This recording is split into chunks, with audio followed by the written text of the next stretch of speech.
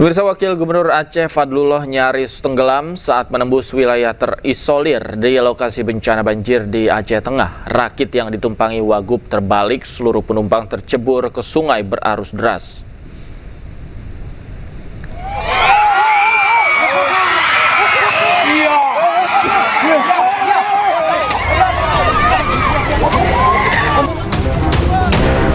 Wakil Gubernur Aceh Fadlullah nyaris tenggelam saat menembus wilayah terisolasi saat melakukan kunjungan ke kawasan Pame untuk menyalurkan bantuan kepada korban banjir bandang dan longsor. Untuk mencapai lokasi, Fadlullah dan rombongan harus melewati jalur ekstrim dan menyeberangi sungai menggunakan rakit darurat, satu-satunya akses yang masih tersisa setelah jembatan dan jalan rusak parah diterjang banjir dan longsor.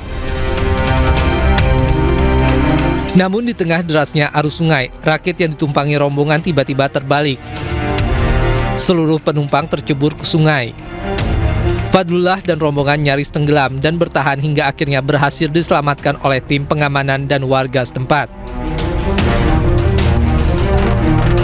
Tidak ada korban jiwa dalam insiden ini. Seluruh rombongan berhasil dievakuasi dalam kondisi selamat. Dari Aceh, Jamal Pangwa, iNews melaporkan. Kondisi kota Langsa Aceh berangsur kembali normal pasca bencana banjir. Aktivitas masyarakat mulai bergerak, akses jalan kembali difungsikan dan roda perekonomian perlahan berputar.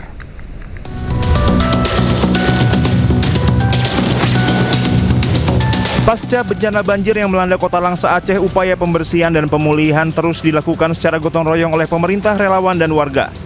Alat berat seperti ekskavator dikerahkan membersihkan sisa material banjir di ruas jalan dan bahu jalan, sementara kendaraan roda 2 dan roda 4 kembali melintas menandai pulihnya akses transportasi utama di dalam kota maupun antar wilayah. Bang, udah nggak kayak yang awal tuh Bang ya. Awal agak susah, ya kayak sembako mahal semua, harga naik.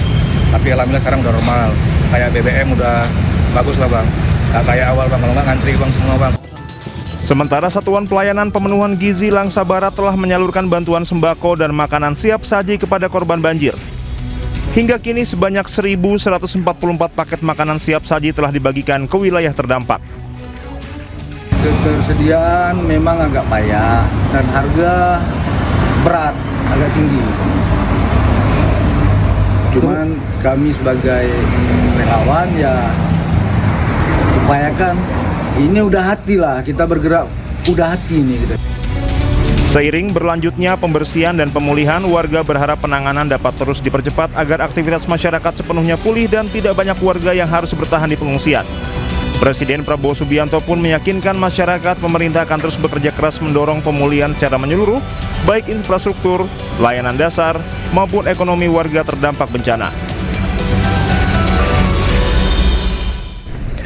Pemirsa, sejumlah nelayan tak bisa melaut akibat terhalang kayu gelondongan yang terbawa banjir bandang di Padang, Sumatera Barat. Untuk menghidupi kebutuhan sehari-hari, nelayan pun memanfaatkan kayu gelondongan untuk dijual ke industri rumah makan.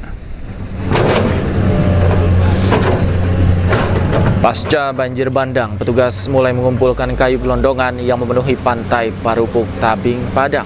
Kayu tersebut nantinya digunakan untuk pembangunan hunian sementara bagi para korban. Sementara itu, gara-gara laut penuh kayu, nelayan mengaku sulit melaut hingga 1 bulan terakhir. Sebagai pengganti mata pencaharian sementara, para nelayan pun memanfaatkan kayu gelondongan tersebut untuk dijual sebagai kayu bakar kepada industri rumah makan. Nggak bisa ke laut tuh ya pandai-pandai nelayan aja, karena dampak ini banyak kayu kan, diolah, dipotong, ada yang beli untuk kayu bakar kan. Dengan penjualan kayu inilah kami hidup sehari-hari. Akses jalan utama Kabupaten Gayo Luwes menuju ke Aceh Tenggara sudah bisa dilalui oleh kendaraan. Meski demikian, pengendara harus ekstra hati-hati saat melintasi jalan karena tanah dan bebatuan masih terus berjatuhan.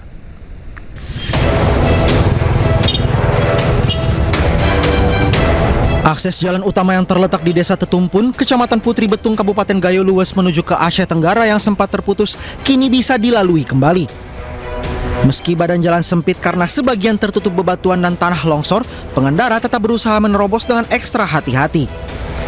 Tanah dan bebatuan juga masih berjatuhan akibat kondisi tanah yang tidak stabil.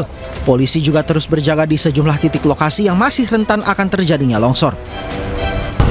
Belum bisa jalan bang, kalau dipaksakan tergantung darah lagi dan air ke sana sama jalan dari sini. Sopirnya belum bisa bang kalau mobil ini bang. Kalau nggak ahli sopirnya mau ke bawah tuh pergi kita bang. Oke, siap. Tapi bisa bang ya, sempat bisa bang ya masuk ke wilayah ini bang ya? Bisa, cuman kalau mobil kosong bisa lah. Cuman kok muatan kurang. Untuk kegiatan pembukaan jalan aset ini termasuk di Desa Penomon ini jalan amblas dan longsor, sehingga kami menempatkan personil untuk pengamanan sehingga mengamankan masyarakat dalam melewati lintasan jalan yang baru dibuka selama kurang lebih memasuki hari ke-24.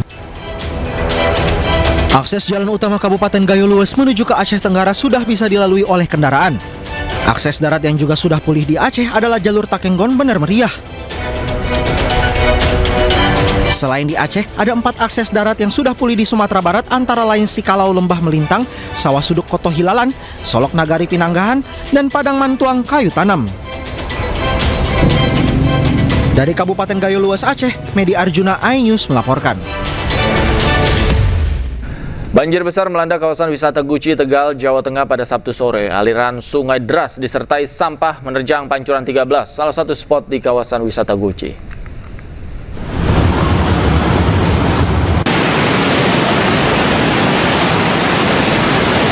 Banjir besar melanda kawasan wisata Guci, Tegal, Jawa Tengah pada Sabtu sore. Aliran sungai deras disertai sampah menerjang Pancuran 13, salah satu spot di kawasan wisata Guci. Derasnya arus sungai akibat curah hujan ekstrim yang terjadi di kawasan ini selama beberapa hari. Akibatnya kawasan wisata Guci ditutup sementara.